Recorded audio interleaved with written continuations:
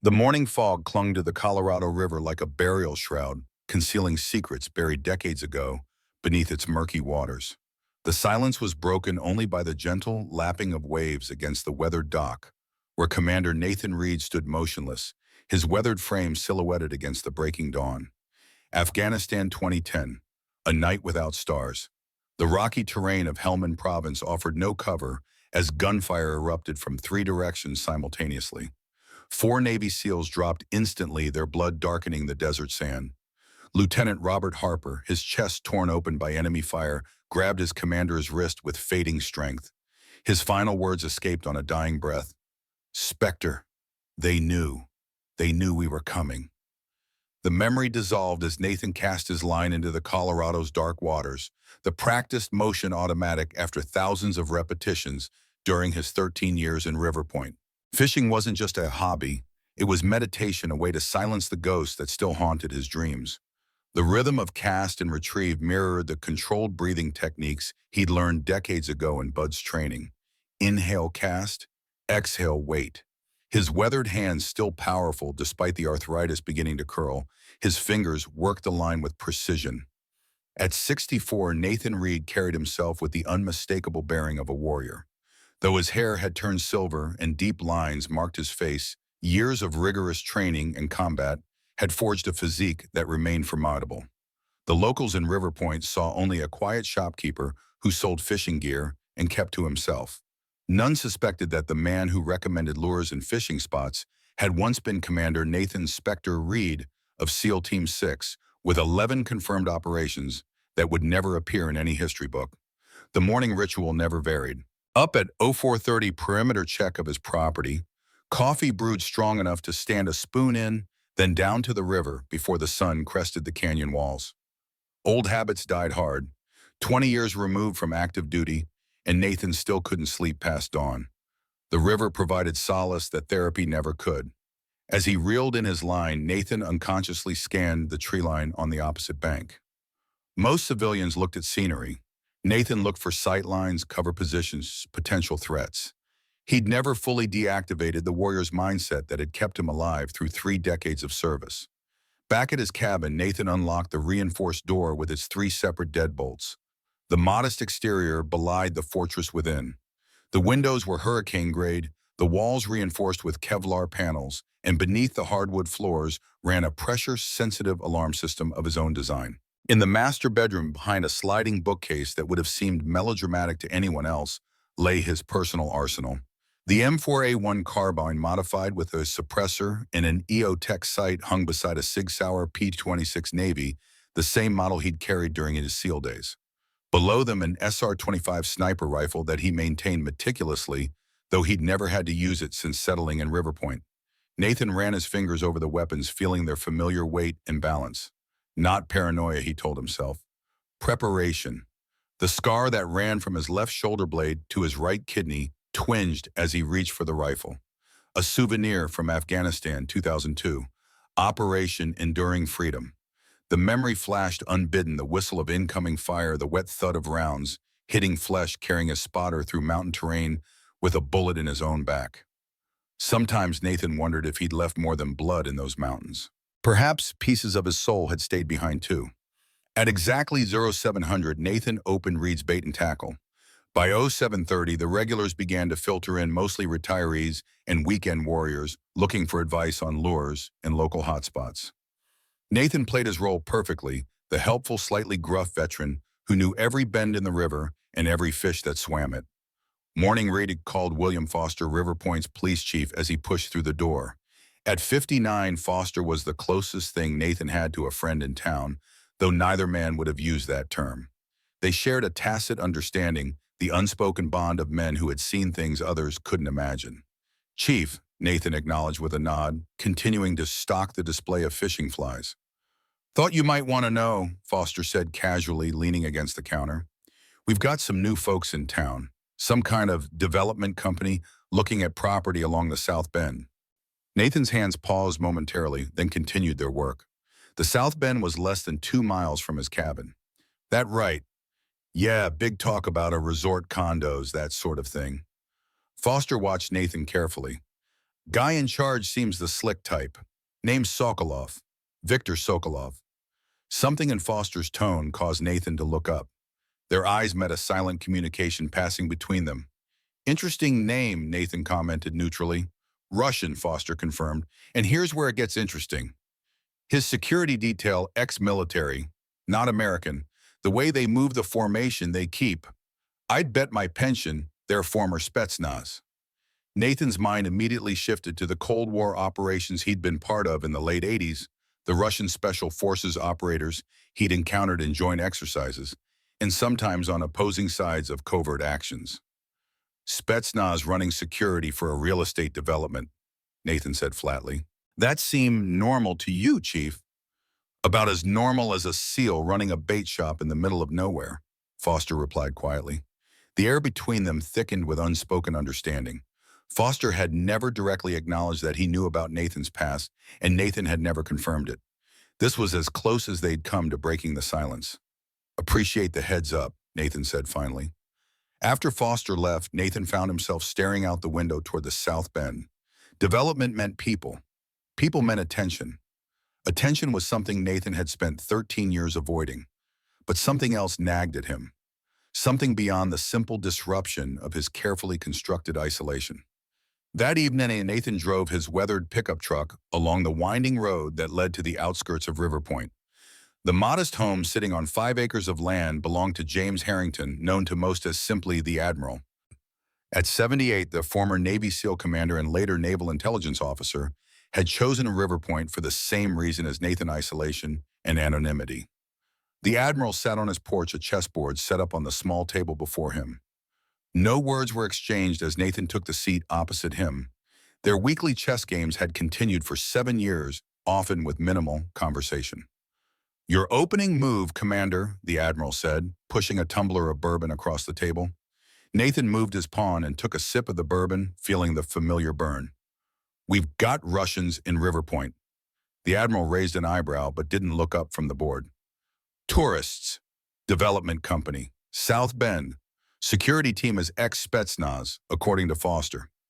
The Admiral made his move, taking Nathan's pawn. Interesting choice for corporate security. My thoughts exactly. They played in silence for several minutes, the only sound the soft click of chess pieces against the wooden board. The Admiral had been Nathan's commanding officer during his early years with the SEALs before moving to naval intelligence. Though officially retired, Nathan suspected the old man still maintained connections to the intelligence community. Remember Operation Blackfish? The Admiral asked suddenly. 79, Romanian coast. Nathan nodded. It had been one of his first missions, surveillance of Soviet naval activities in the Black Sea.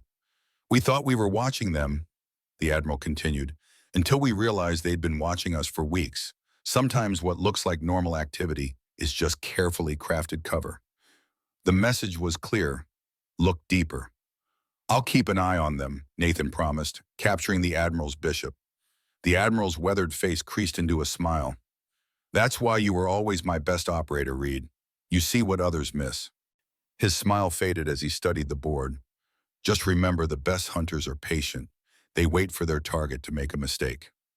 3 days later, Nathan first noticed her at Mabel's diner, sitting alone in a booth, studying a map spread out on the table. Even from across the room, something about her posture triggered his instincts. She was attractive in a subtle way, mid to late 30s, auburn hair, pulled back in a practical ponytail, lean build beneath simple clothing. But it wasn't her appearance that caught Nathan's attention. It was how she sat back to the wall, clear view of both exits' eyes that scanned the room in a measured pattern that most civilians wouldn't notice, but that Nathan recognized immediately. Military or intelligence? Possibly both. Over the next 3 days, Nathan observed her from a distance. She'd rented the Miller cabin up near Sawyer's Creek, paid cash for a month in advance, according to Mabel's gossip network. She bought minimal groceries, hiked along the river each morning, and spent hours taking photographs of the landscape with a high-end camera. A tourist story that was almost perfect. Almost. On the 4th day, Nathan followed her. Not obviously, he'd been trained by the best in the world to track targets across hostile territory. He watched as she hiked to a ridge overlooking the south bend of the river, the same area the development company was interested in. She spent 2 hours there, but instead of taking scenic photos, she used a spotting scope to observe the activities below, where Sokolov's people had set up a temporary office in trailers. When she left, Nathan moved to her observation post. The position was perfect, clear view, multiple escape routes, natural concealment. Not the choice of a casual hiker, but of someone with training. The small pile of cigarette butts she'd buried suggested she'd used this spot multiple times. Nathan carefully excavated one Marlboro Reds, the filter crushed in a distinctive way. A nervous habit, or something else. That evening, Nathan drove into Flagstaff and used the internet cafe there, never the local library where questions might be asked. He searched for information on Viktor Sokolov and his development company, Pinnacle Resorts. The company appeared legitimate on the surface with projects in Colorado and Nevada, but was only 3 years old. Too new, too perfect.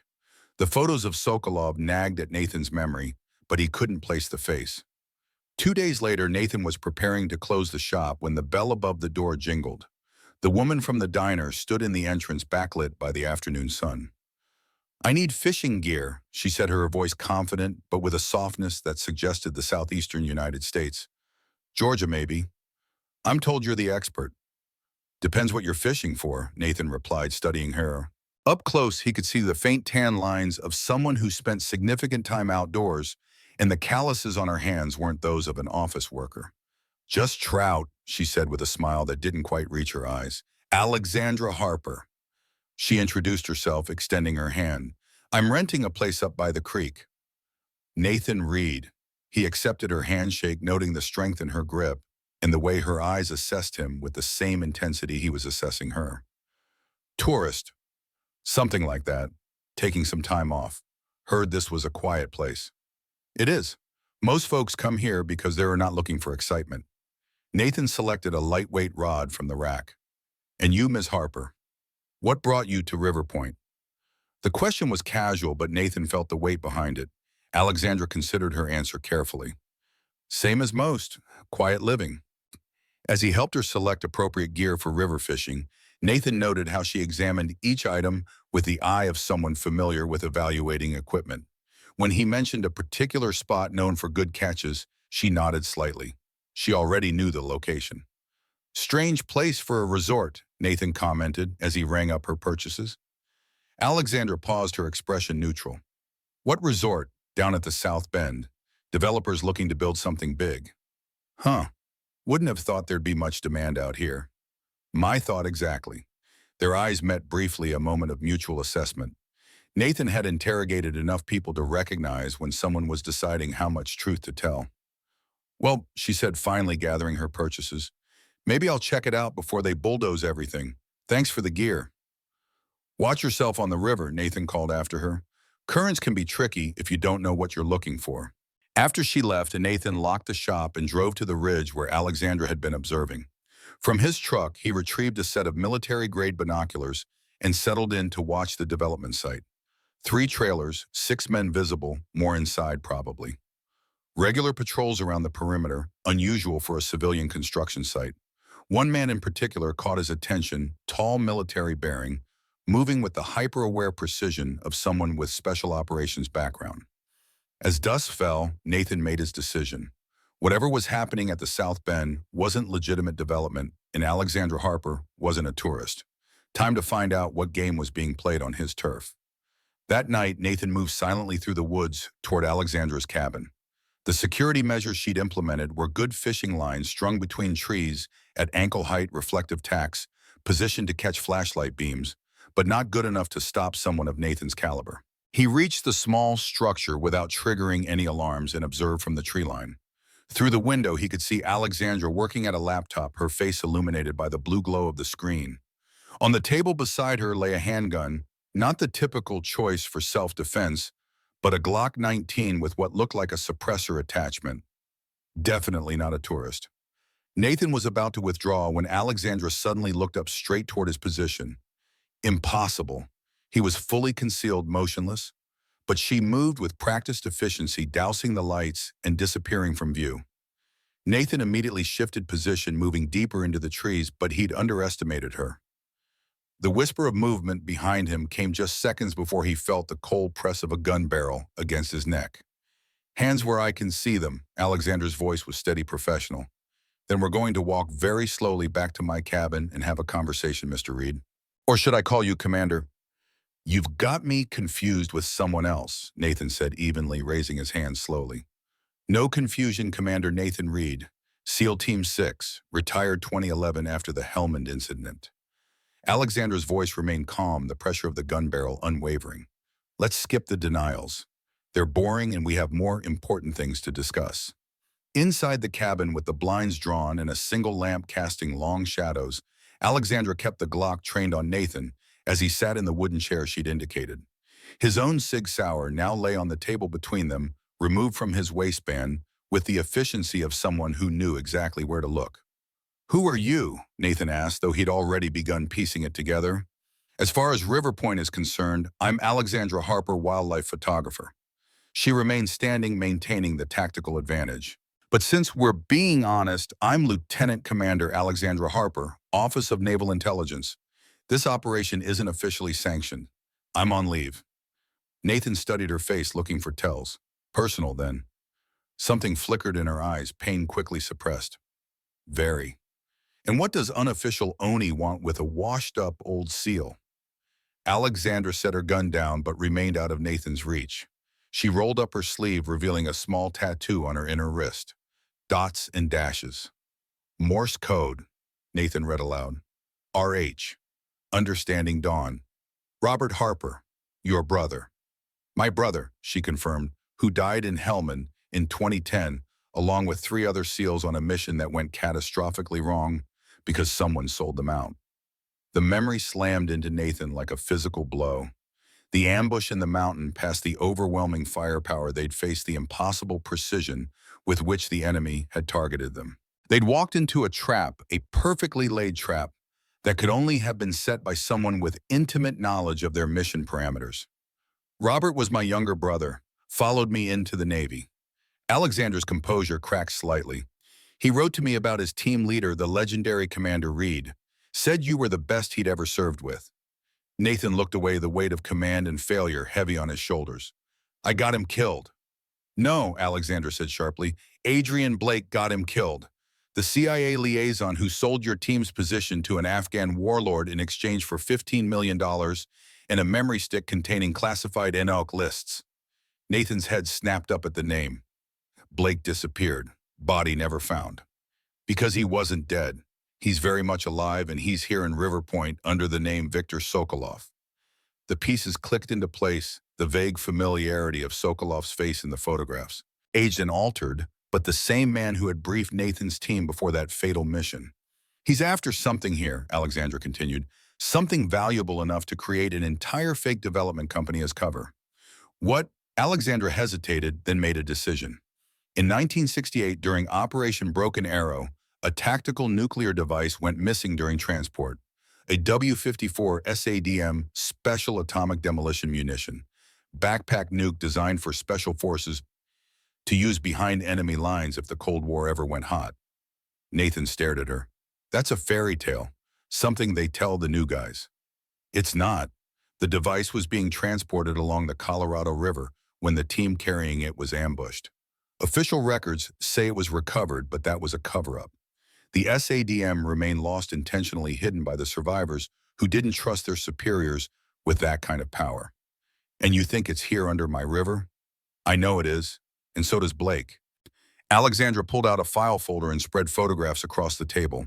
Satellite imagery, topographical maps, and what appeared to be pages from a decades-old mission report, heavily redacted. The last surviving member of that transport team died 3 months ago. Before he passed, he contacted Oni with coordinates. Nathan examined the materials, his tactical mind already processing implications. If Blake has these coordinates, he's looking in the wrong place. Alexandra leaned forward. What do you mean, these markings? Nathan pointed to symbols on the old map. They're using the third marker protocol. It was standard operating procedure for SEAL teams in the 60s and 70s. The actual location would be offset from the primary markers, a fail-safe in case the maps fell into enemy hands.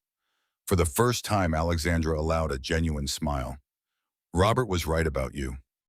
Nathan stood and moved to the window, carefully peering through the blind at the night beyond. The weight of the past pressed down on him, the faces of the men he'd lost, the years of isolation, the carefully constructed anonymity of his existence in Riverpoint. If this device is real, and if Blake gets his hands on it, he began.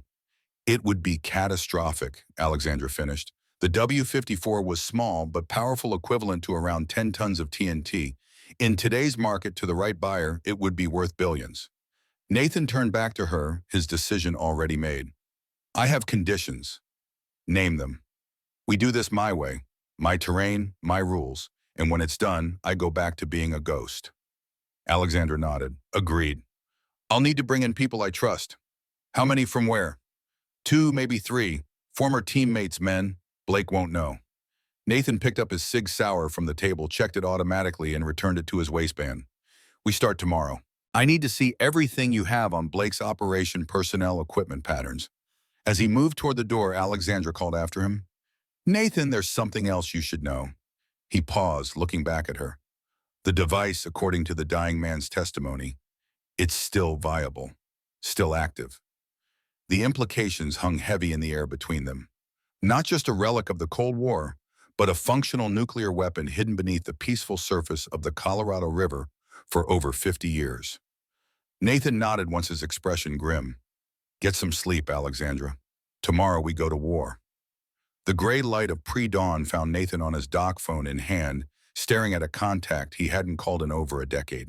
Thomas Demolition Carter had been his explosives expert, the man who could make anything from a simple distraction to a building leveling charge with whatever materials were at hand. After Hellman Thomas had retreated to a cabin in Montana as far from human contact as he could manage, Nathan dialed. After 5 rings, a gruff voice answered. This better be good. It's 4:30 in the goddamn morning.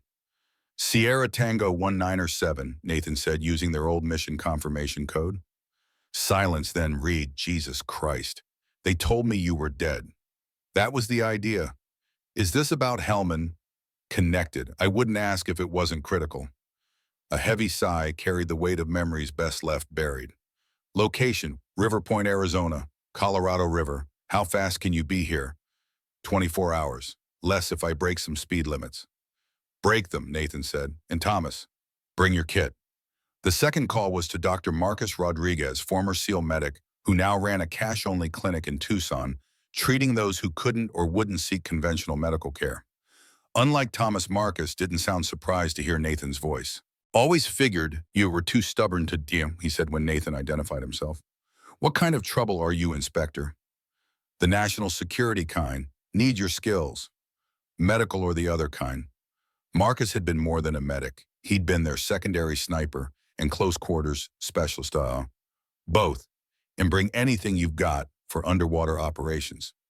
Underwater? Damn, you don't ask for easy, do you? I'll be there tomorrow night.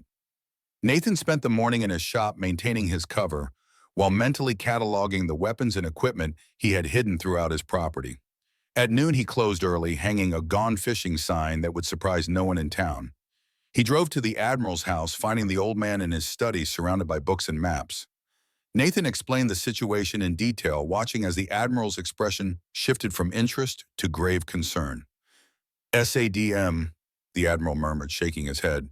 There were rumors even at my level, whispers about lost nuclear assets during the Cold War. I never knew if they were true. This one is. The Admiral rose and crossed to a locked cabinet. From inside, he retrieved a dusty bottle of scotch and 2 glasses. If we're discussing the end of the world, we might as well do it properly. He poured 2 fingers in each glass and handed one to Nathan. What's your plan? Locate the device before Blake, secure it, deal with Blake permanently. And you trust this ONI officer Harper? Nathan considered the question. I trust that she wants Blake dead for what he did to her brother. The rest, we'll see. The Admiral nodded slowly. I still have contacts in certain agencies.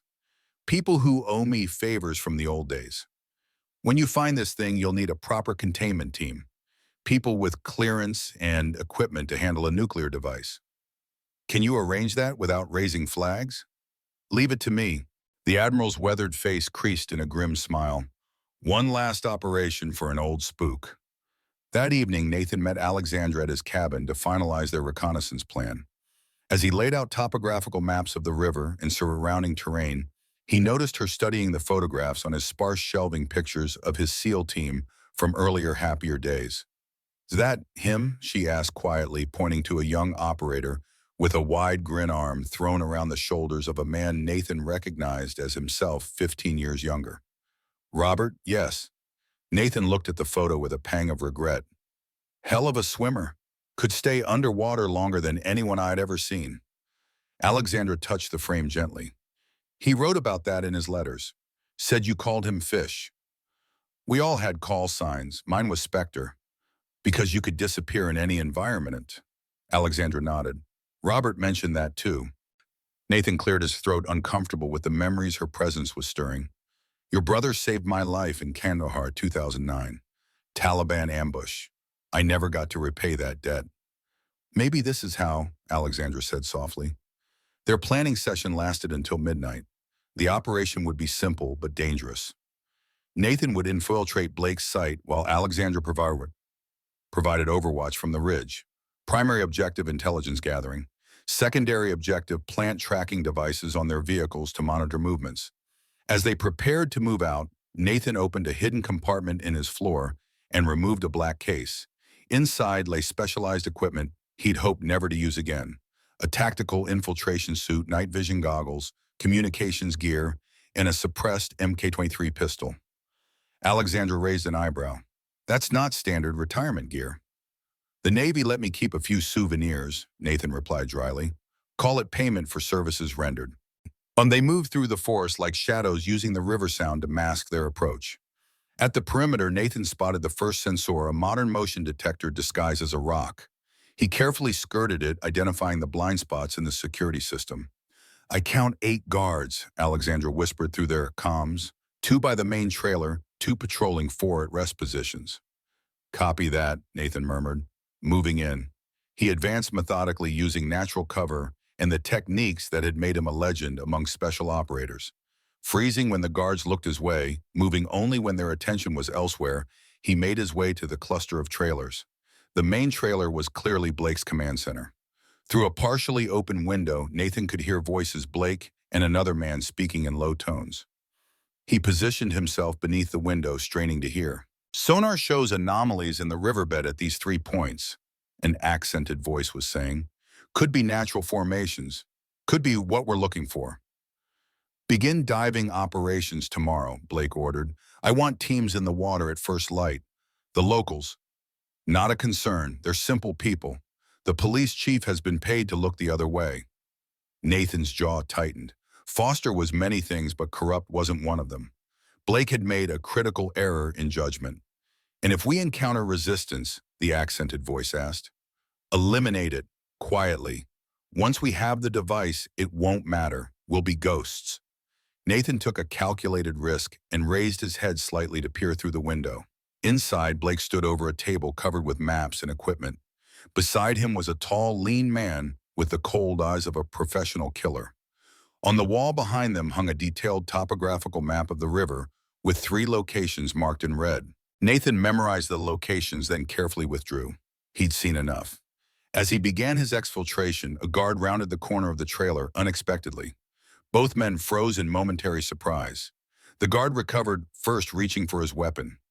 Nathan moved with the speed and precision of decades of training, closing the distance in 2 steps. One hand clamped over the man's mouth, the other delivered a precise strike to the carotid artery. The guard collapsed without a sound. Nathan dragged the unconscious man into the shadows and quickly zip-tied his hands and feet. He'd be found eventually, but by then Nathan would be long gone. "Status," Alexandra's tense voice came through the comm. "Proceeding to exfil," Nathan replied softly. "Mission accomplished. They begin diving tomorrow." As he moved back through the perimeter, Nathan felt a familiar sensation, the cold focus of combat, the heightened awareness of a mission in progress. For all his talk of retirement and quiet living, the calculated risk, the life or death stakes, was what he'd been trained for, what he'd excelled at, what he'd missed. Back at the ridge, Alexandra awaited him, relief evident in her eyes. "You made it." "Told you I was good," Nathan replied with the ghost of a smile. "Got what we needed." They've narrowed the search area to 3 locations along the river. They hiked back toward Nathan's cabin in silence, the weight of the coming conflict heavy between them. As they approached the clearing, Nathan suddenly raised a hand, signaling Alexandra to stop. "Someone's inside," he whispered, drawing his weapon. They approached cautiously, using the trees for cover. Through the window, a shadow moved across the interior. Nathan circled to the rear entrance while Alexandra covered the front. On his count, they burst through both doors simultaneously, weapons raised.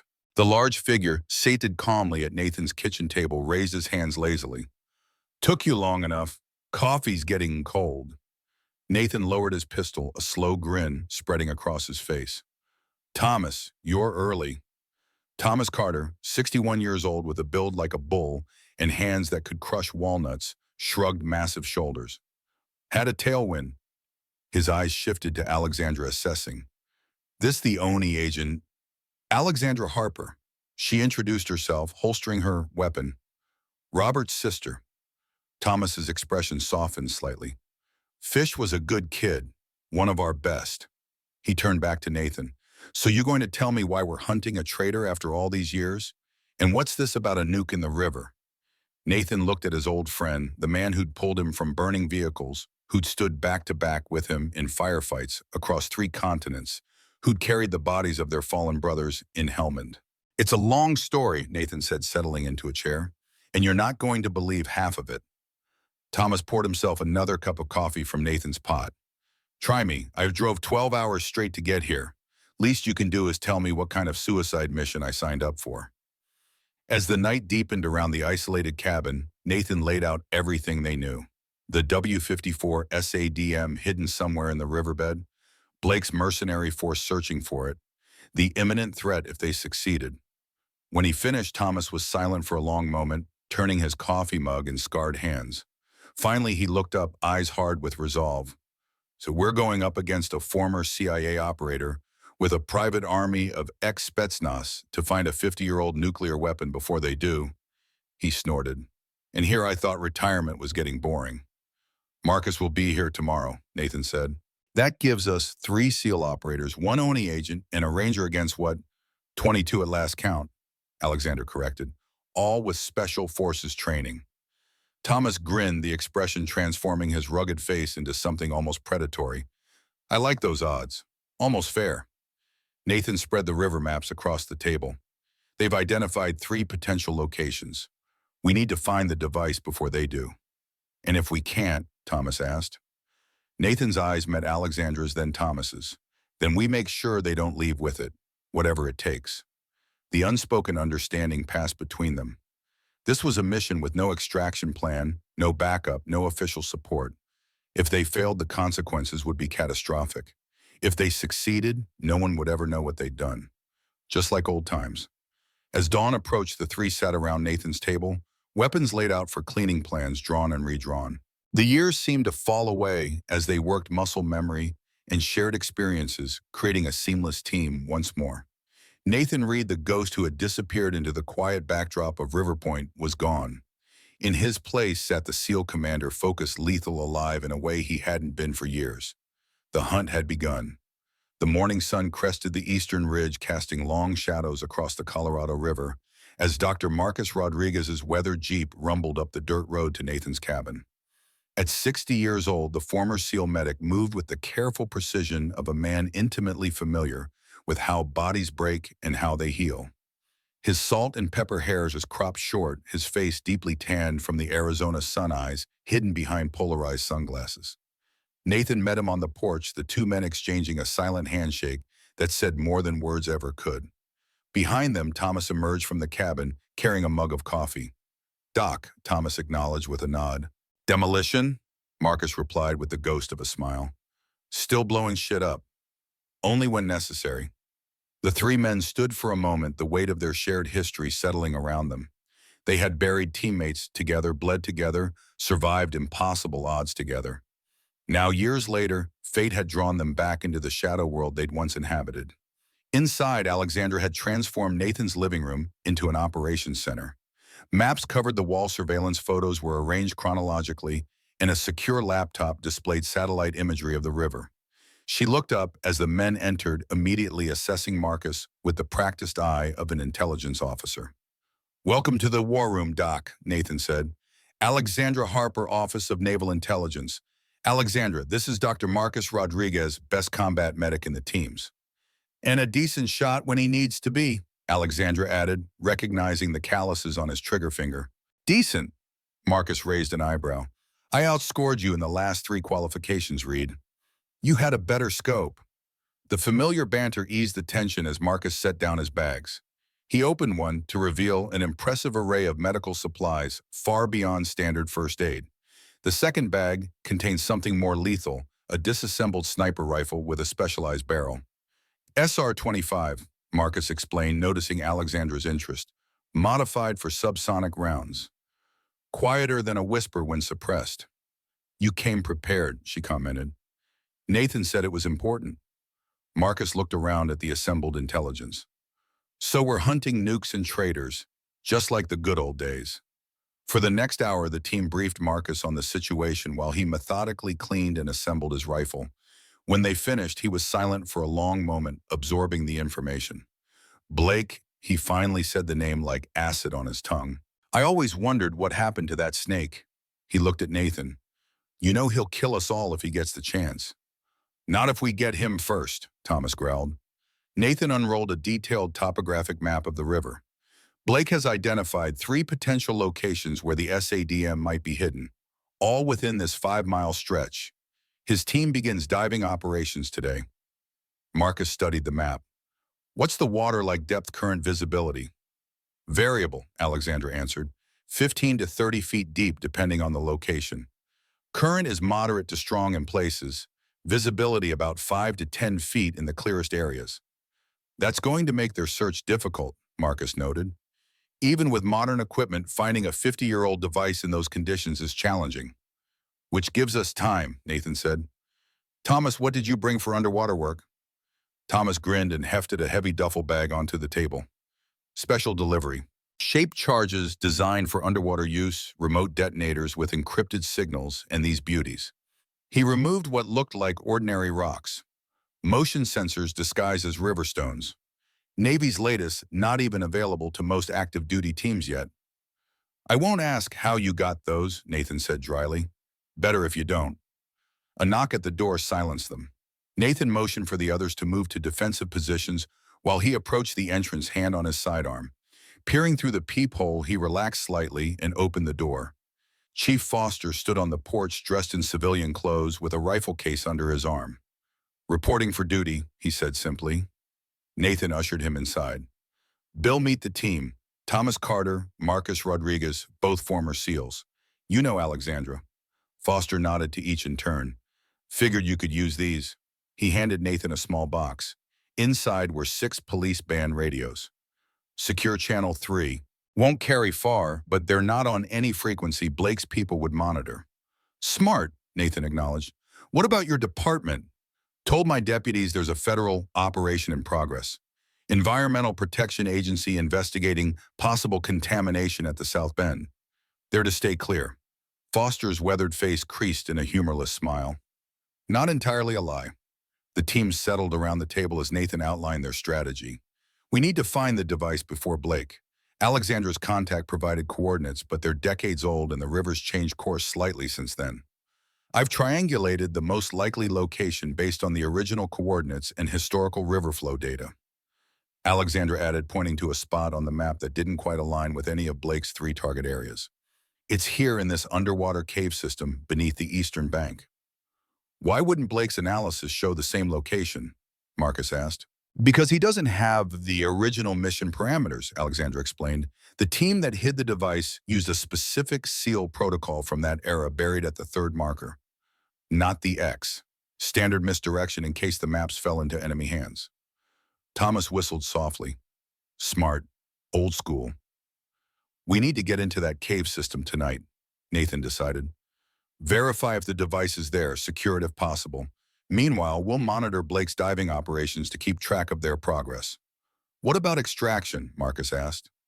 That device will weigh at least 50 pounds, possibly waterlogged, after all these years. That's where you come in, Nathan turned to Thomas. I need a distraction on the far side of Blake's camp. Something flashy but not immediately threatening. Thomas's eyes lit up. I can arrange that. Chief, you and Marcus will establish overwatch positions here and here.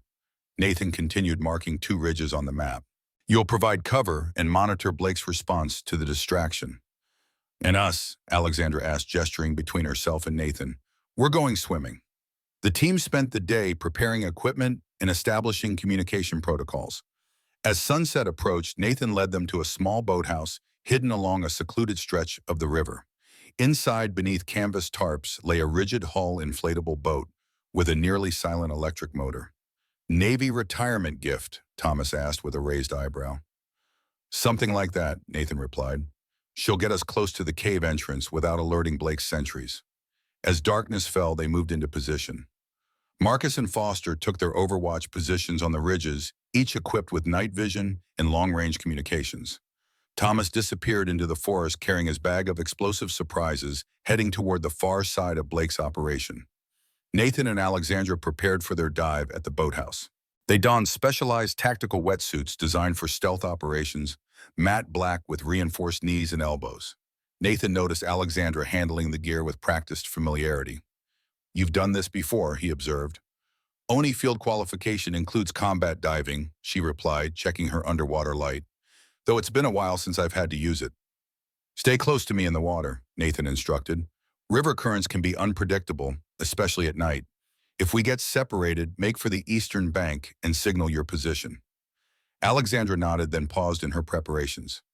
Nathan, if we find the device, what's the end game here? We can't exactly turn it over to local authorities. I have a secure government contact, Nathan said after a moment. The Admiral, someone outside Blake's reach who can arrange proper disposal. But first we need to find it. They loaded their gear into the boat and slipped silently into the river. The night was clear, stars reflected on the water's surface as they navigated downstream. Nathan kept the boat close to the eastern bank, using the shadows for concealment. Overwatch 1 radio check, Nathan murmured into his comm. Overwatch 1 clear, came Foster's reply. No movement on the eastern perimeter. Overwatch 2 radio check. Overwatch 2 clear, Marcus confirmed. I count 4 sentries at the main camp. Diving equipment is secured for the night. Demolition radio check. Thomas's voice crackled through the speaker. Demolition ready. Packages are in place, awaiting your signal. Nathan cut the boat's motor as they approached a bend in the river. Ahead, barely visible through the trees, lights from Blake's camp illuminated the shoreline. He guided the boat to a small inlet about half a mile upstream from the camp. This is our entry point, he whispered to Alexandra. The cave system extends beneath this bank. The entrance should be approximately 20 feet down, hidden by an underwater rock formation. They donned their diving gear, lightweight rebreathers that recycled exhaled air, eliminating telltale bubbles. Before submerging, Nathan pressed his radio transmit button 3 times in quick succession, the signal for Thomas to initiate his distraction. Moments later, the night sky illuminated as a series of explosions rocked the far side of Blake's camp. Not destructive blasts, but dazzling, disorienting flashes designed to draw attention and resources away from the river. That's our cue, Nathan said, slipping into the dark water. Alexandra followed, and they descended together into the murky depths of the Colorado River. Nathan switched on a low-intensity red light that would be difficult to spot from the surface, but provided enough illumination to navigate. The current was stronger than expected, pulling at them as they swam deeper. Visibility was poor, perhaps 6 feet at most. Nathan led the way, following the contours of the riverbed toward the coordinates Alexandra had identified. The underwater landscape was alien and disorienting, rock formations looming suddenly out of the darkness like sentinels. After 5 minutes of steady swimming, Nathan spotted what they were looking for, a narrow crevice in the rock face barely wide enough for a diver to pass through. He signaled to Alexandra, then carefully maneuvered into the opening. The passage twisted sharply before opening into a larger underwater chamber. Nathan's light revealed a cavernous space with an air pocket at the top. They surfaced cautiously, finding themselves in a grotto about 15 feet across with a small rocky shelf above the waterline. We can talk here, Nathan said softly, removing his mouthpiece. Sound won't carry outside the cave. Alexandra pulled herself onto the rocky shelf, water streaming from her wetsuit. Is this natural? Partly, but it's been enhanced. Nathan directed his light toward one wall, revealing what appeared to be tool marks in the stone. Someone expanded this space decades ago. They searched the chamber methodically, examining every crevice and depression in the rock. After 15 minutes, Alexandra let out a frustrated sigh. Nothing. Could the coordinates be wrong? Nathan's light caught something, a series of small markings carved into the rock near the water's edge. He moved closer, running his fingers over the indentations. "Look at this," he called softly. "Morse code." Alexandra joined him, studying the markings. "Navy," she translated slowly. "SEALS." She looked at Nathan. "Navy SEALs." "The original team left their mark," Nathan murmured. "We're in the right place." He continued examining the wall around the carving, pressing against the rock surface. A section of the wall shifted slightly under his hand. Nathan applied more pressure, and a rectangular portion of the rock face swung inward with a faint grinding noise, revealing a hidden compartment. Inside lay a cylindrical object approximately the size of a large backpack, encased in what appeared to be specialized waterproof material. Military markings, faded but still legible, adorned the surface. "Is that it?" Alexandra whispered, her voice tight with tension. Nathan nodded grimly. "That's our SADM." The device was smaller than Alexandra had imagined, perhaps 3 feet long and 18 inches in diameter. Its unassuming appearance belied its devastating potential. "Can we move it?" she asked. Nathan examined the compartment carefully before answering. "Yes, but we need to be extremely careful. These devices were designed to withstand rough handling, but after 50 years underwater, I don't want to take chances." He reached into his dive bag and removed a specialized waterproof case. "We'll transfer it into this, then bring it to the surface using lift bags to control the ascent." As they worked to secure the device, Nathan's radio crackled to life. "Spectre, this is Overwatch 2. We have a situation." Marcus's voice was tense. "Blake's men detected the boat. They're sending a team to investigate your position. ETA 3 minutes. Nathan and Alexandra exchanged alarmed glances. "Acknowledged," Nathan responded, proceeding with extraction. "Negative," Marcus interrupted. "No time. 2 boats, 8 men heavily armed. You need to disappear now." Nathan made a split-second decision. "We'll have to leave it secured here and come back when it's clear." He carefully returned the SADM to its compartment and closed the hidden door, ensuring it looked undisturbed.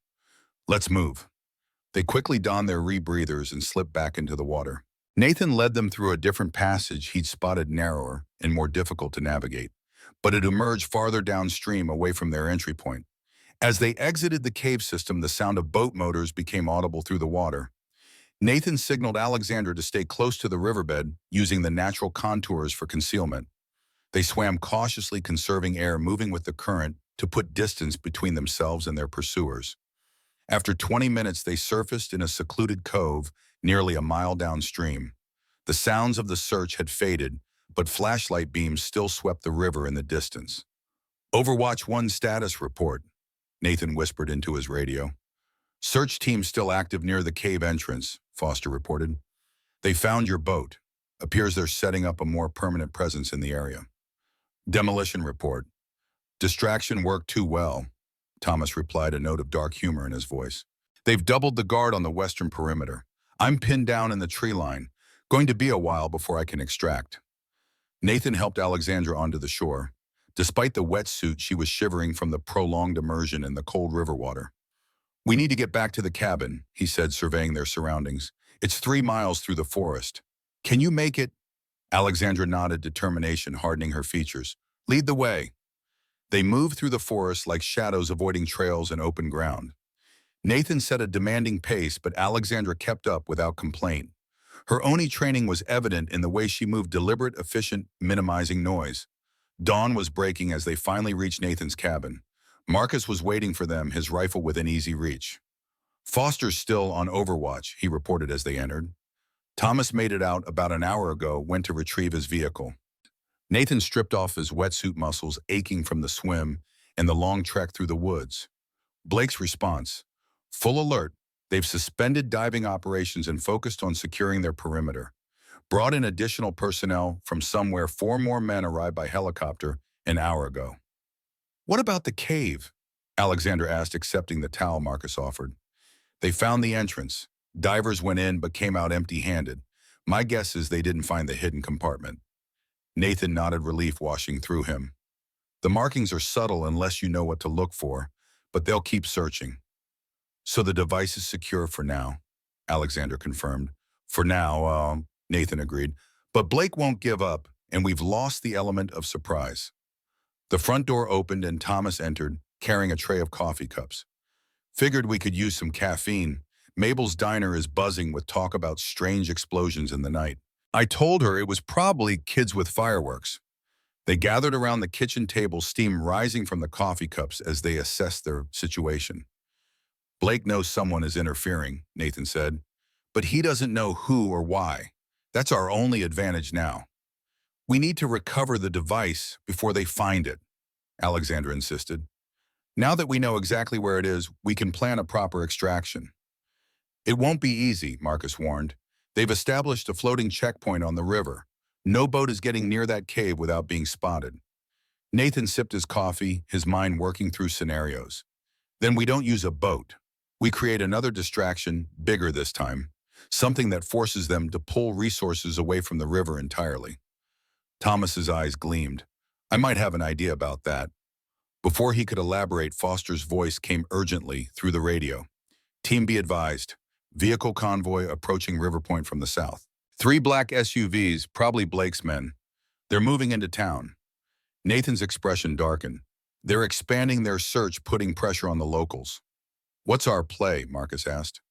We need to know what they're doing, Nathan decided. Alexander, you're least likely to be recognized. Take Foster's truck into town. Standard reconnaissance. Don't engage, just observe. Alexandra nodded and changed quickly into civilian clothes.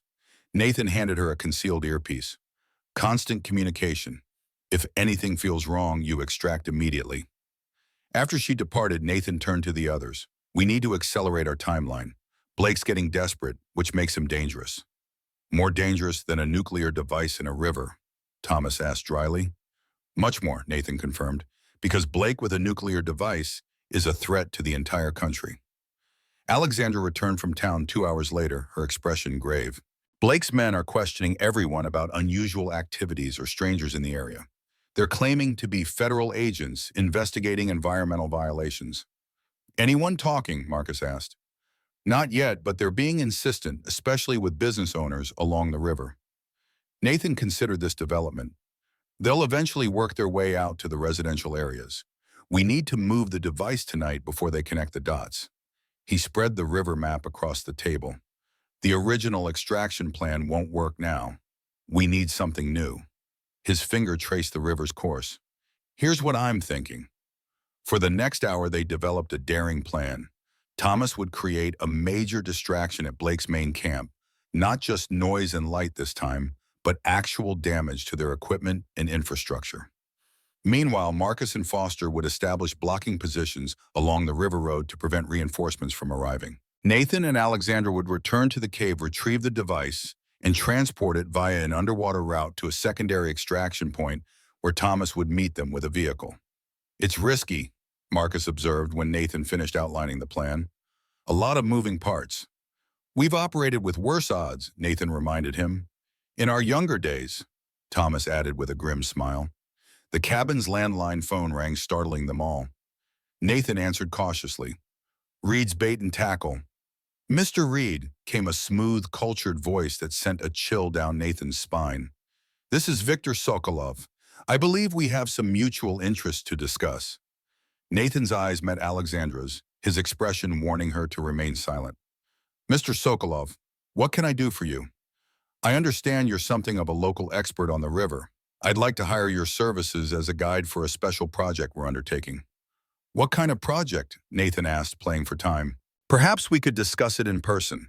My associates and I would be happy to visit your establishment. Say within the hour. The threat was thinly veiled. Blake had somehow connected Nathan to the interference with his operation.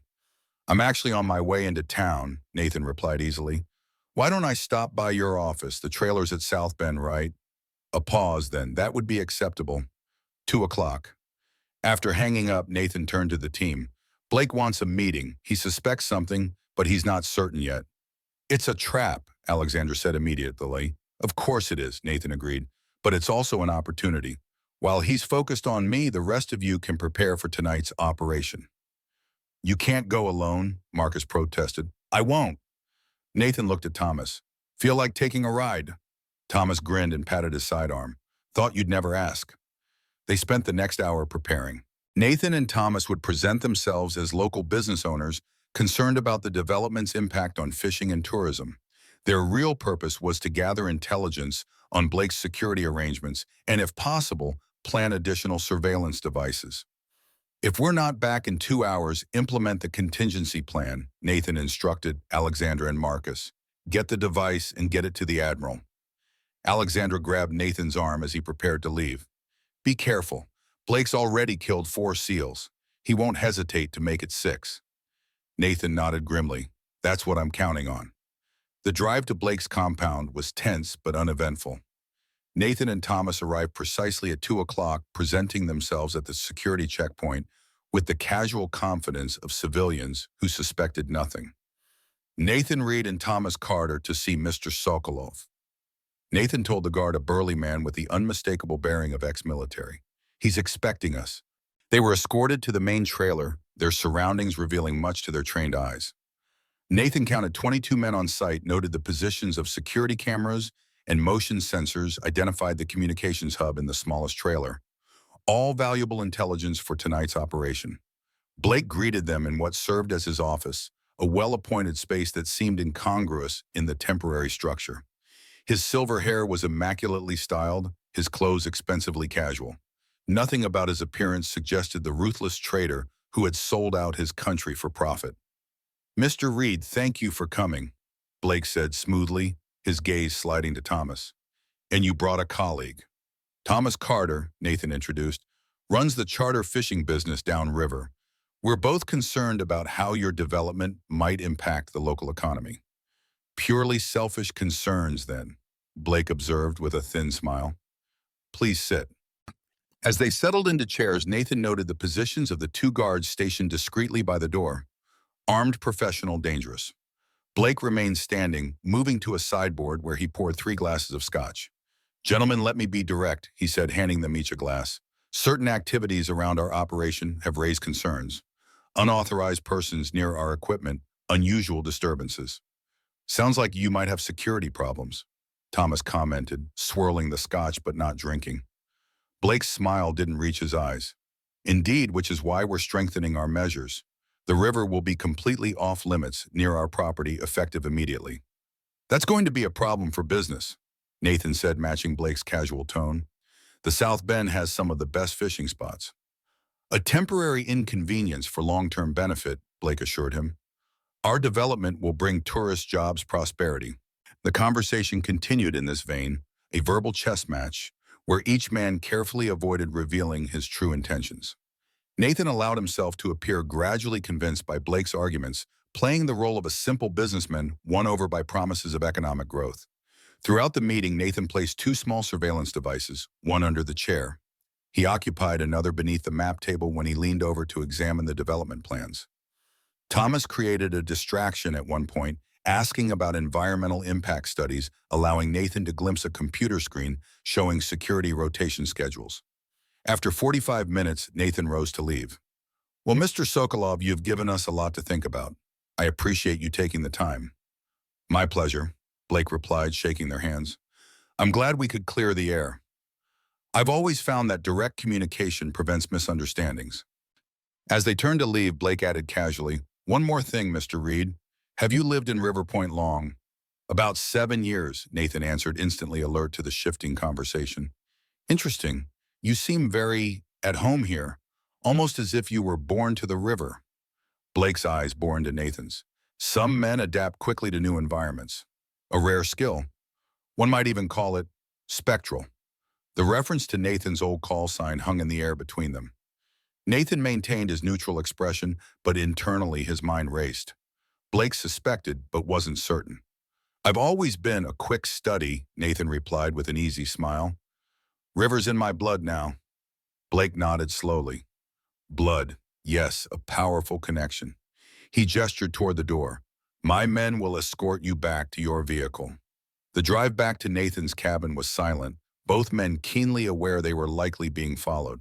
Only after taking a circuitous route and confirming they had no tail did Thomas speak. He knows something. He suspects, Nathan corrected, but he's not sure. The ghost he remembers supposedly died in Helmand. What about the devices already transmitting? Nathan confirmed, checking his phone where a secure app showed the signals from the bugs he'd planted. We'll have eyes and ears in his operation. Back at the cabin, they briefed the team on what they'd learned. The surveillance devices provided crucial information. Blake had scheduled additional divers to explore the cave system at dawn, and security rotations had been modified to strengthen the river watch. Our window is closing, Nathan concluded. We move tonight as planned.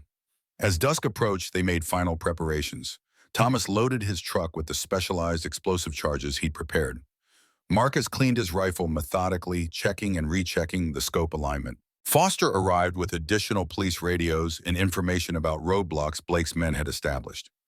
Alexandra spent time studying the underwater maps, memorizing the escape route they would take after retrieving the device. Nathan noticed her hands trembling slightly as she traced the path with her finger. Second thoughts, he asked quietly, joining her at the table. She shook her head. No, this is bigger than anything I've handled before. If we fail, we won't, Alexandra assured him, though they both knew it was a promise she couldn't guarantee. Robert always said you were the best, Alexandra said after a moment, that if anyone could get a team through impossible odds, it was Spectre. Nathan felt the weight of those words, the responsibility they carried. Your brother was a hell of an operator, one of the finest I ever served with. Whatever happens tonight, we do it for him. And for the others we lost. Alexandra nodded, resolve hardening her features. For Robert. As night fell, they moved out, each team member heading to their assigned position. Thomas departed first, taking a roundabout route to the western side of Blake's compound. Marcus and Foster established their overwatch positions on the ridges, their radios silent, except for brief status updates. Nathan and Alexandra prepared at the secondary launch point. They had selected a small secluded inlet a mile upriver from their previous entry point. They would approach the cave from a different angle this time, using the underwater terrain for concealment. Remember, Nathan instructed as they donned their wetsuits, once we have the device, we follow the current to the extraction point. No detours, no heroics. The priority is securing the SADM. Alexandra checked her underwater light and rebreather. And if we encounter Blake's divers, Nathan patted the specialized underwater handguns secured to his thigh. We avoid if possible. Engage only if necessary. The night was darker than the previous evening, clouds obscuring the stars and moon. Perfect conditions for their operation. Nathan checked his watch, 11:30. Thomas's distraction was scheduled for midnight, giving them 30 minutes to reach the cave. Overwatch 1 status, Nathan whispered into his radio. Perimeter clear on the east side, Foster reported. 2 guards at the river checkpoint, rotation in 20 minutes. Overwatch 2.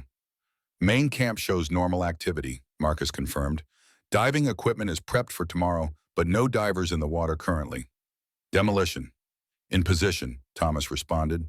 Charges set, ready on your mark. Nathan turned to Alexandra. Last chance to back out. She gave him a look that was pure determination. Not a chance.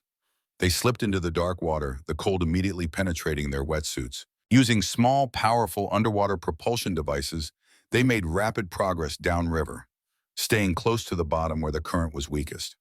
Visibility was worse than the previous night, requiring them to stay closer together. Nathan led the way, navigating by memory and occasional glimpses of the riverbank through the murky water. The cave entrance appeared suddenly before them, a dark opening in the rock face. They paused at the entrance, Nathan, surveying for any signs of recent activity. Finding none, he signaled Alexandra to follow him inside. The passage seemed narrower than before, the current stronger as it funneled through the restricted space. They emerged into the main chamber and surfaced, carefully alert for any sound that might indicate they weren't alone. The grotto remained as they had left it, silent and undisturbed. Looks clear, Nathan whispered, removing his rebreather. Alexandra checked her watch. 10 minutes until Thomas's distraction. They moved to the wall containing the hidden compartment. Nathan located the Morse code markings and pressed against the rock panel. It swung open smoothly, revealing the SADM still secured within. Right where we left it, Alexandra breathed, relief evident in her voice. Nathan carefully removed the cylindrical device, assessing its condition. Despite decades underwater, the specialized casing had protected the internal components. He placed it gently into the waterproof transport container they had brought. "Ready for extraction," he reported into his radio. "Copy that," Thomas responded. "Distraction commencing in 3, 2, 1." The distant sound of explosions reached them even within the cave, followed by the unmistakable roar of secondary detonations. Thomas had targeted Blake's fuel storage. "That's our cue," Nathan said, securing the container to his harness. "Let's move." They re-entered the water, Nathan now burdened with the weight of the device. Their progress would be slower, but the current would help once they were back in the main river channel. The cave passage seemed more constricted on the return journey, the water flowing against them as they maneuvered toward the exit. Nathan led the way using handholds in the rock to pull himself forward against the current.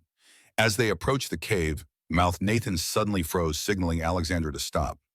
Ahead, flashlight beams cut through the murky water, divers entering the cave. Blake's men likely responding to the distraction by securing all sensitive areas. Nathan pointed upward, where a small air pocket formed against the cave ceiling.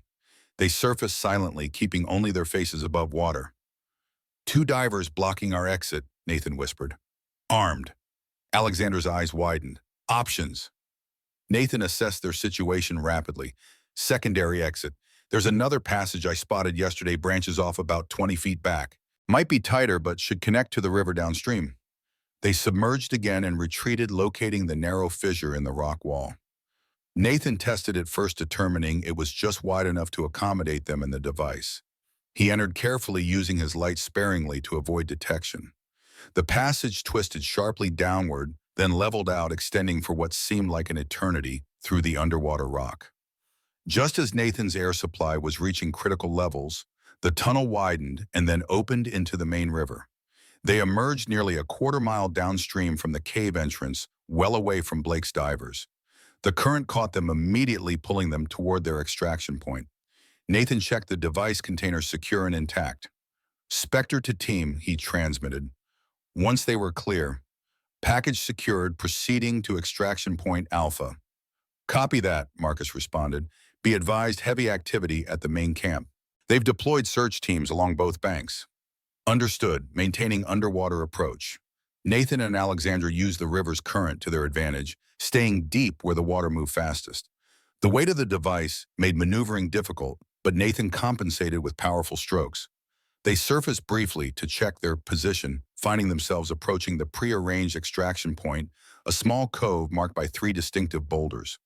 Thomas should be waiting with the vehicle to transport the device to a secure location. As they neared the shore, Nathan signaled Alexandra to stop. Something felt wrong. The cove was too quiet, too still. He scanned the tree line carefully, noticing a slight movement among the shadows. "Ambush," he mouthed silently to Alexandra. Her eyes widened in alarm. Before they could retreat, searchlights suddenly illuminated the water around them, and a voice called out from shore. "I know you're there, Spectre." Blake's voice amplified by a megaphone. "Did you really think I wouldn't anticipate your extraction route?" Nathan pulled Alexander behind a partially submerged boulder, shielding her from view. "Stay down," he whispered. "On my signal, dive deep and head downstream. Don't surface until you're at least half a mile away." "What about you, the device?" "I'll create a diversion. Get to Marcus's position. He'll extract you." Alexandra gripped his arm. "That's suicide, Nathan. There must be 20 men out there." 22, Nathan corrected with a grim smile. "But they're expecting Navy SEALs to fight like Navy SEALs. Time to show them how a ghost really operates." Before Alexandra could protest further, Nathan unclipped the device container from his harness and secured it to hers. "Get this to safety, whatever happens." "Spectre," Blake called through the megaphone. "You have 30 seconds to surrender before my men open fire. You know we have the advantage here." Nathan reached into his dive bag and removed a small object, one of Thomas's special charges. "When this goes off, you move. Don't look back. Don't hesitate. Just go." Alexandra nodded, though her eyes reflected her conflict. "Tell Thomas and Marcus it was like old times," Nathan said softly. "Now get ready." He activated the charge and hurled it toward the opposite side of the cove. The explosion sent water and debris shooting skyward, immediately drawing fire from Blake's men. In the chaos, Alexandra dove beneath the surface and disappeared downstream, the precious cargo secured to her back. Nathan moved in the opposite direction, firing his underwater pistol toward the shore to maintain the illusion that both of them were heading that way. Bullets sliced through the water around him as he zigzagged toward a different section of the riverbank. Using the skills that had earned him his call sign, Nathan vanished beneath the surface, emerging only when necessary for air. He led Blake's men on a pursuit away from Alexandra's escape route, buying her the time she needed to reach safety. The night erupted in gunfire and shouted commands as Blake's entire operation focused on capturing the elusive former SEAL. But Nathan Reed hadn't survived 3 decades of special operations by being predictable. Like the river itself, he was both powerful and impossible to grasp, flowing around obstacles, finding paths of least resistance, disappearing only to resurface where least expected. The hunt had begun in earnest, but in the darkness of the Colorado River, a ghost was leading the hunters exactly where he wanted them to go. Hours later, as the first hints of dawn colored the eastern sky, Blake paced the shoreline, rage evident in every line of his body. The night's search had yielded nothing. No trace of Nathan Reed, no sign of the nuclear device. His men, exhausted from the futile manhunt, waited for orders. Blake turned to his second-in-command, the tall Russian who had been with him since the beginning. "Find him. Find the device. I want every inch of this river searched. Every cabin, every boat shed, every fishing hole. Tear this town apart if you have to." The Russian nodded, but his eyes reflected doubt. "And if he's already gone, if he's taken the SADM out of the area?" Blake's smile was cold, calculating. "He's still here. I know Spectre. He won't leave until the mission is complete." He gazed out over the river as if he could see through the dark waters to the secrets beneath. "And neither will I." He reached for his satellite phone. "It's time for our insurance policy. Tell the team in town to proceed with the next phase." In the pre-dawn darkness, the plan he had long prepared began to unfold, a plan that would force Nathan Reed out of the shadows no matter the cost to the innocent people of River Point. The explosion shattered the pre-dawn silence of River Point's main street. Glass from storefronts rained onto the sidewalk as smoke billowed from what had been the town's hardware store. Within minutes, emergency vehicles converged on the scene, sirens wailing through the still morning air. On a ridge overlooking the town, Adrian Blake watched through high-powered binoculars, his face impassive as flames consumed the building below. The message was clear: surrender the SADM or River Point would pay the price. 3 miles away in the Admiral's secluded cabin, Alexandra Harper emerged from the bathroom, her hair still damp from washing away the river's residue. The SADM sat on the dining table secured in its transport container, a grim reminder of the stakes they faced. Marcus Rodriguez was examining the device cautiously, his medical training giving him a steady hand as he assessed its condition. "Any sign of Nathan?" Alexandra asked, the strain evident in her voice. It had been 6 hours since she'd left him, creating a diversion at the extraction point. "Nothing yet," Thomas replied, not looking up from the weapons he was cleaning. His gruff tone couldn't quite mask his concern. "Foster's checking his fallback positions." The Admiral entered from his study, his weathered face grave. "That explosion in town, it wasn't an accident. Blake is escalating." Alexandra's satellite phone buzzed. She answered it, listened briefly, then set it down, her expression hardening. "My contact at ONI confirms it.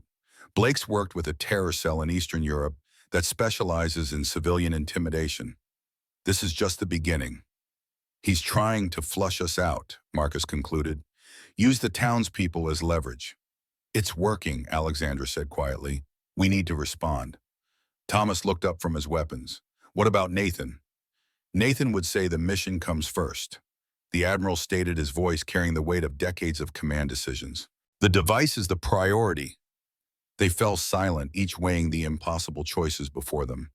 The secure radio on the table crackled to life. "Package to home base. Anyone reading?" Nathan's voice tired but steady. Thomas grabbed the radio. "Home base receiving. Status? Alive, marginally intact. Blake's men are everywhere. Had to go dark." Alexander took the radio. "Nathan Blake hit the town. Hardware store. No casualties, but he's sending a message." A moment of silence, then. "Understood. I'm at emergency cache 3. Need extraction." "On it," Thomas said, already reaching for his keys. "Coordinates?" "Negative," Nathan replied. "Too risky by vehicle. Need water approach. East Bank Red Rock Formation. 1 hour." "Copy that." As Thomas prepared for the extraction, Alexandra studied the maps with the Admiral. "Blake's desperate. He'll hit another target soon unless we give him what he wants. Or what he thinks he wants, the admiral said thoughtfully. All eyes turned to him. The old man moved to the SADM container and studied it carefully. In 1968, I was a young lieutenant, part of the Naval Intelligence Unit that tracked Soviet nuclear activity. He looked up at them, his eyes reflecting memories half a century old. We had contingency plans for situations like this. Thomas returned, catching the last part of the admiral's statement. What kind of contingency plans? The kind that make the enemy believe they've won. The admiral replied while ensuring they lose everything. By the time Nathan arrived, escorted by Thomas through the secret entrance to the admiral's basement, a plan had formed. They gathered around the table where the SADM sat like an ominous centerpiece. Nathan looked worse for wear, clothes, so his torn face bruised a makeshift bandage around his left forearm, but his eyes remained sharp-focused. Blake's men had the river covered. Had to play dead and float downstream before I could make it to shore. Classic Spectre, Marcus commented, examining Nathan's wounds, always taking the scenic route. Nathan's expression turned serious as he surveyed the assembled team. The situation. Blake's shown he's willing to target civilians, Alexandra reported. The hardware store was just the beginning. We intercepted communications suggesting he's prepared to hit the elementary school next. Nathan's jaw tightened. Not happening. What's the plan? The admiral outlined their strategy. Thomas would create a replica of the SADM using components from his demolition kit convincing enough to fool a visual inspection, but containing a sophisticated tracking device and a small non-nuclear charge that would render the fake device useless once Blake attempted to access it. Meanwhile, I've contacted an old friend at the Department of Energy's Nuclear Emergency Support Team, the admiral continued. They'll have a containment team here in 8 hours to secure the real SADM. 8 hours is a long time, Nathan observed. Blake won't wait. That's where you come in, Alexandra said. We need to give Blake exactly what he wants you. He's obsessed with capturing you, proving he's better than the legendary Spectre. A trap within a trap. Nathan nodded slowly, understanding dawning. I let him capture me with the fake device, buying time for the containment team to arrive for the real one. It's suicide, Marcus protested. Blake will kill you the moment he has what he wants. Nathan's smile was grim. Not if I kill him first. For the next 3 hours, they prepared meticulously. Thomas created the decoy SADM, a masterpiece of deception that would fool all but the most detailed inspection. Marcus treated Nathan's wounds and prepared specialized equipment for the coming confrontation. Alexandra coordinated with her ONI contacts, securing satellite imagery of Blake's current positions throughout River Point. The admiral made a series of coded calls to former intelligence associates, ensuring that a special response team would be ready to move the moment Blake took the bait. Foster provided updates from town. Blake's men had established checkpoints on all major roads, their presence becoming increasingly aggressive as they searched for any sign of Nathan or the device. As sunset approached, Nathan stood on the admiral's porch watching the Colorado River flow in the distance, the same river that had hidden a nuclear weapon for over half a century, the same river that had given him peace for 13 years, the same river that might soon claim his life. Having second thoughts, Alexandra asked, joining him. No, just making peace, Nathan turned to her. If this goes wrong, it won't, she interrupted. If it does, he continued steadily, make sure that thing gets into the right hands, and make sure Blake doesn't. Alexandra nodded, understanding the unspoken request. I promise. Your brother would be proud of you, Nathan said after a moment. Not many people would risk everything for justice after 14 years. It's not just about justice anymore, Alexandra admitted quietly. It's about stopping a monster. Inside, the final preparations were underway. The admiral had provided Nathan with a special watch, an old intelligence tool from the Cold War era with a hidden transmitter that would activate when a specific sequence was pressed. Thomas had rigged the fake SADM with a remote detonator that would trigger when the case was opened without the proper sequence. 30 minutes to execution. The admiral announced, his voice carrying the authority of countless missions commanded. Final position check. Marcus confirmed his sniper position on the eastern ridge overlooking the rendezvous point, a secluded bend in the river south of town, where they would make the exchange. Thomas verified his explosive charges were in place along both access roads, ready to isolate Blake's forces once they arrived. Foster reported that he had evacuated key areas of River Point under the guise of a gas leak, ensuring civilian safety. "And our secret weapon?" Nathan asked, looking at Alexandra. She checked her specialized underwater gear one last time. "Ready. Blake won't be looking for a threat from below." The sun disappeared behind the western mountains, casting long shadows across the valley. Night would provide the cover they needed, turning the Colorado River into a black mirror that would hide Alexandra as she positioned herself for the kill shot Blake would never see coming. Nathan loaded his Sig Sauer and secured it in his waistband. Time to make the call. He dialed the number Foster had obtained from police records, Blake's operational phone. It rang 3 times before a smooth voice answered. "I was wondering when you'd call Spectre." "I want to end this, Blake," Nathan replied, his voice cold. "No more civilian targets." "Noble as always. What are you offering, the device and myself, in exchange for leaving River Point alone?" Blake's chuckle was devoid of humor. "And why would I believe you'd surrender after all this effort? Because unlike you, I don't sacrifice innocent people for personal gain." A pause, then terms South Bend, the narrow part of the river by the red cliff face. "Midnight, just you and 4 men. Any more deals off. And the device? I'll have it with me." Another pause, longer this time. Nathan could almost hear Blake's mind working, searching for the trap. "Very well. Midnight, come alone and unarmed." "Not a chance. One escort and I keep my sidearm until the exchange is complete." "Fine, Midnight." Blake hung up. Nathan looked at the assembled team. "He's agreed, too easily." "He'll bring more than 4 men, Thomas predicted.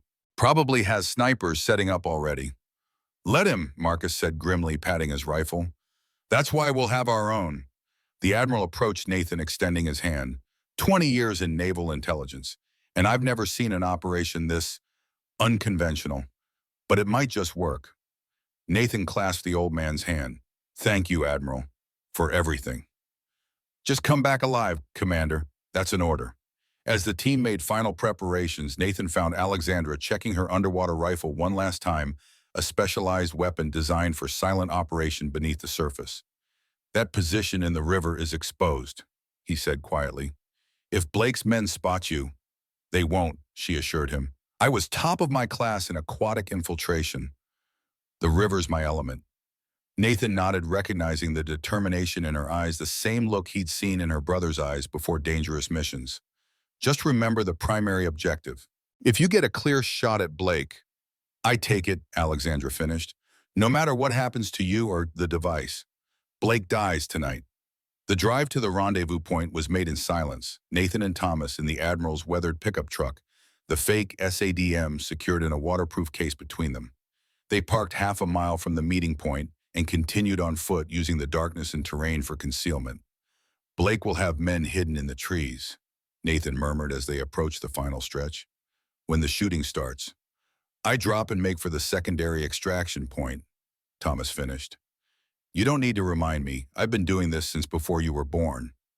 Nathan smiled despite the tension. "Just making sure old age hasn't affected your memory." "Old enough to still save your ass when things go sideways," Thomas retorted, checking his weapon one last time. They reached the bend in the river, the red cliff face looming above them like an ancient sentinel. The Colorado flowed dark and silent, hiding Alexandra somewhere in its depths. The moon emerged from behind clouds, casting silver light across the water. "Right on time, Spectre," Blake's voice came from the shadows at the edge of the tree line. He stepped into view, flanked by 4 armed men, exactly as agreed. But Nathan knew there would be more hidden in the darkness. "I've always appreciated your punctuality." Nathan kept his expression neutral, the case containing the fake SADM held at his side. "Let's get this over with." "Of course." Blake gestured, and one of his men moved forward with a metal detector. "You'll understand if we take precautions. Place the case on the ground and step back." Nathan complied, setting the case down carefully. The man swept the detector over Nathan and Thomas, finding their sidearms. "I said I'd keep my weapon until the exchange is complete," Nathan reminded Blake. "So you did." Blake nodded to his man, who stepped back. "Now show me what I came for." Nathan knelt and opened the case, revealing what appeared to be the SADM within. Blake approached, his eyes gleaming with avarice as he gazed at the device. "After all these years," he murmured, "do you have any idea what this is worth on the open market?" Enough to betray your country to murder your own colleagues. Nathan's voice was tight with controlled fury. Blake looked up, his expression hardening. Business, Spectre. Just a business. The world changed. Loyalty to nations is an outdated concept. The consortium understands this. The consortium. Blake smiled thinly. You didn't think I was working alone, did you? There are others, people who see the world as it truly is, a marketplace of power. He gestured to one of his men who approached with a tablet. Serial number and radiation signature match. It's authentic. Blake's smile widened. Excellent. He turned back to Nathan. Now I believe we had an agreement. The device for the safety of River Point. And me, Nathan added. That was the deal. Ah yes, the legendary Spectre. The ghost of SEAL Team 6. Blake signaled and two more men emerged from the trees, weapons trained on Thomas. Your companion, however, was not part of our arrangement. Nathan tensed his hand, moving subtly toward his sidearm. He leaves unharmed. That's non-negotiable. Blake studied him for a moment, then shrugged. Fine. Consider it professional courtesy. He nodded to his men, who lowered their weapons slightly. Mr. Carter is free to go. Thomas looked at Nathan, reluctance evident in his stance. I don't like this. Go, Nathan said firmly. You know what to do. With a last meaningful glance, Thomas backed away, disappearing into the darkness. Blake watched him go, then turned his attention back to Nathan. Now I'm afraid I must insist you surrender your weapon. Nathan drew his Sig Sauer slowly and placed it on the ground. You won't get away with this, Blake. There are people who know about the device, about what you did in Helmand. Perhaps. Blake's tone was dismissive. But they'll never find proof, and soon I'll be very far from American jurisdiction. He gestured to the case. Take it to the vehicle. As two of Blake's men moved to secure the fake CDM, Nathan casually adjusted his watch, pressing the sequence that would activate the hidden transmitter. The signal would alert the team that the exchange was complete, setting the next phase in motion. Blake approached Nathan, standing uncomfortably close. You know what's truly ironic, Spectre? If you had died in Helmand with the others, none of this would be happening. Your survival is what led me here to the greatest payday of my career. Is that what the consortium promised you, money? Nathan's question was designed to keep Blake talking, to extract more information about the mysterious organization. Money is just the beginning. The consortium offers something far more valuable, a seat at the table where real decisions are made. Blake's eyes gleamed with fanatical conviction. Nations rise and fall, but the consortium endures. It shapes history from the shadows. In the distance, a muffled explosion sounded, Thomas detonating the first set of charges to block the access road. Blake's head snapped toward the sound. What was that? Insurance, Nathan replied coldly. Did you really think I'd trust you to honor our agreement? Blake's expression darkened. He drew a pistol from his jacket and pressed it against Nathan's chest. Always the Boy Scout read. So predictable. The radio on one of Blake's men crackled to life. Base to Alpha. We have a situation. The transmission was cut short by another explosion closer this time. Blake's face contorted with rage. What have you done? Exactly what you taught me in Helmand, Nathan replied. Never trust anyone. Blake struck Nathan across the face with his pistol, drawing blood. Secure the device, he barked to his men, and tie him up if this is a trick. Sir, one of the men called, pointing toward the river, something in the water. The surface of the Colorado rippled as a dark shape moved beneath it, barely visible in the moonlight. Blake squinted, momentarily distracted. It was the opening Nathan needed. He drove his knee into Blake's stomach and grappled for the pistol. The night erupted in chaos. Gunfire echoed from the ridge as Marcus opened fire from his sniper position, taking down Blake's hidden men with surgical precision. Thomas's charges detonated in sequence, blocking all access routes to the rendezvous point. Blake and Nathan struggled for control of the weapon, years of hatred fueling their strength. They crashed to the ground, rolling toward the river's edge. Blake was younger, but Nathan had the desperation of a man with nothing left to lose. You're dead, Spectre, Blake hissed, gaining the upper hand and forcing the pistol toward Nathan's face. You should have stayed a ghost. A shot rang out, but it wasn't from Blake's weapon. His body jerked violently, confusion replacing the rage in his eyes. Blood bloomed across his chest from a wound that seemed to appear from nowhere. As Blake's grip loosened, Nathan shoved him away and rolled clear. Blake staggered to his feet, staring in bewilderment at the blood spreading across his expensive shirt. A second shot struck him in the shoulder, spinning him halfway around. Nathan followed Blake's confused gaze to the river, where Alexandra was emerging from the dark water, rising like some mythological being of vengeance. She stood waist-deep in the Colorado, her specialized underwater rifle still trained on Blake, water streaming from her form in the moonlight. Blake's eyes widened in recognition. "Harper," he whispered, "you look just like your brother." "This is for Robert," Alexandra said coldly, and fired a third time. The bullet struck Blake in the center of his forehead, ending his life instantly. His body toppled backward into the river that had hidden his prize for so long, the current immediately beginning to carry him away. Nathan turned to see Blake's remaining men, surrendering hands raised as Foster emerged from the tree line with his service weapon drawn back by Thomas. From the ridge, Marcus continued to provide cover, ensuring no hidden threats remained. Alexandra waded to shore water, cascading from her tactical wetsuit. "Target eliminated," she reported with professional detachment, though Nathan could see the emotional storm behind her eyes: grief, vengeance, and finally release. "The device?" Nathan asked. "Safe," Thomas confirmed. "Blake's men took the decoy to their vehicle. It's already been disabled remotely." Foster approached, holstering his weapon.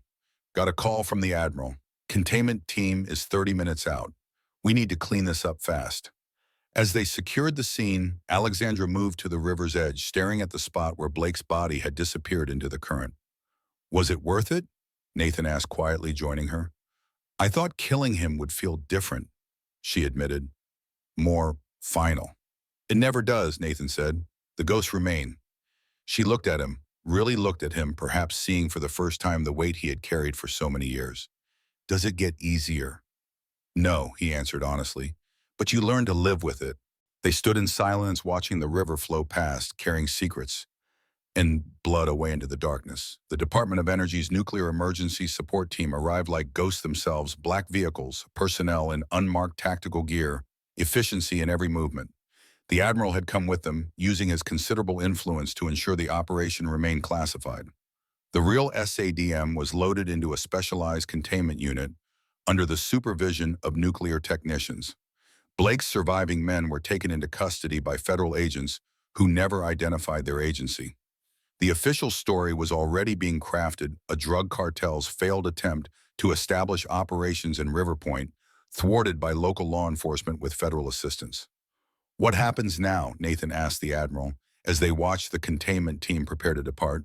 "The device will be transported to a secure facility, dismantled, and its components disposed of according to protocol," the Admiral replied. "As for the rest, it never happened." "And Blake's consortium?" Alexander questioned. The Admiral's expression darkened. "That's a concern for another day, but rest assured it won't be ignored." As dawn approached, Nathan found himself standing once more on his dock, watching the Colorado River flow past. The events of the past days seemed almost dreamlike in the soft morning light. "I always wondered why you chose this place," Alexandra said, joining him on the weathered planks. "Now I understand." Nathan nodded. "The river keeps its own counsel. Doesn't judge. Just flows on, carrying everything away eventually." "My leave of absence ends next week," she said after a moment. "I should be heading back to Washington." "And will you?" Nathan asked, not looking at her. Alexandra was silent for a long moment. Foster mentioned the town could use a deputy, someone with federal experience to liaison with outside agencies. Nathan turned to her, then seeing the question in her eyes. "River Point's not exactly a hotbed of excitement." "Maybe I've had enough excitement." She smiled, a genuine smile that reached her eyes for the first time since he'd met her. "Besides, someone needs to keep an eye on you. Make sure you stay retired this time." "I think I finally am," Nathan said, feeling the truth of it settle in his bones. "Good." Alexandra touched his arm gently. "Robert would want you to find peace." 3 weeks later, life in River Point had returned to its quiet routine. Nathan's bait shop reopened, attracting the usual mix of locals and weekend warriors. The damage to the town had been repaired, the official story accepted without much question. In small towns, some mysteries were better left unexplored. Thomas and Marcus had returned to their respective homes, but with promises to visit that Nathan suspected they would keep this time. Foster continued as police chief now, with Alexandra as his deputy, her ONI experience officially listed as federal law enforcement background. The admiral remained in his cabin, though Nathan noticed increased activity there. Visitors arriving in government vehicles, late-night phone calls, maps spread across his dining table. The old spy master hadn't fully retired after all. One evening as sunset painted the Colorado River in shades of gold and crimson, Nathan and Alexandra sat on the admiral's porch sharing a bottle of bourbon.